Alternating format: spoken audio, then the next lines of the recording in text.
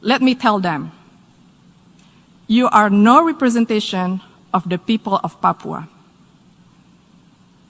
And stop fantasizing of being one. Madam President, I'm taking the floor to exercise Indonesia's right of reply to the statement made by Vanuatu.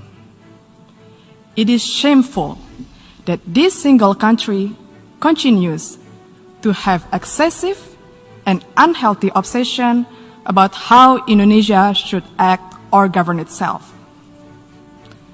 Frankly speaking, I'm confused. How could a country try to teach others while missing the point of the whole fundamental principles of the United Nations Charter? Let me tell them the following.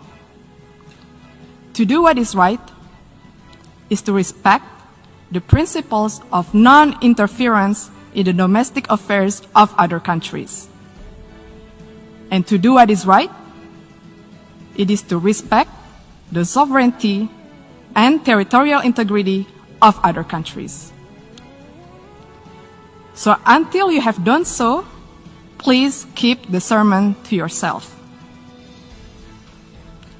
Madam President, the President of Indonesia stated a few days ago in this great Hall of Nations, and I quote, "We must promote a win-win approach in building relations among states that is mutually beneficial," unquote. Indeed, such a call was echoed by world leaders throughout this prominent week.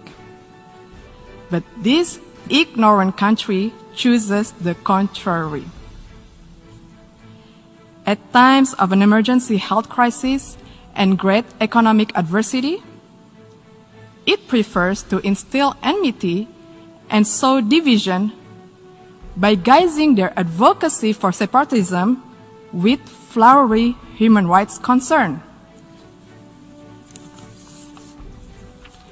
Indonesia, comprising of more than hundreds of ethnic groups, a diverse and multicultural nation with thousands of tribes and hundreds of local languages, spreading across more than 17,400 islands, is committed to human rights.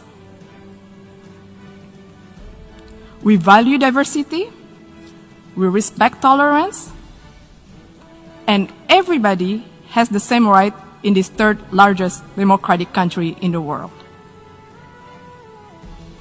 We have also promoted and protected human rights where each individual has the same rights under the law.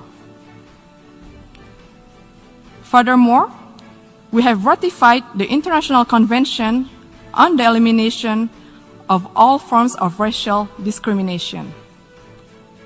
While interestingly, Vanuatu has not even signed it.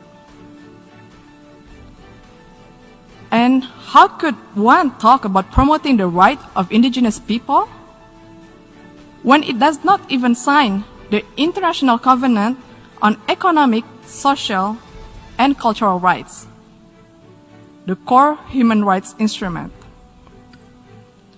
This actually raises the question, do they really care about indigenous concern? More importantly, Vanuatu has not signed and ratified the Convention Against Torture and Other Cruel, Inhuman, or Degrading Treatment or Punishment. We call on the government of Vanuatu to please fulfill your human rights responsibility to your people and to the world. Madam President, the accusation of human rights is typical, a tall tale that they sell and stage over the years in the hall. Let me tell them, you are no representation of the people of Papua. And stop fantasizing of being one.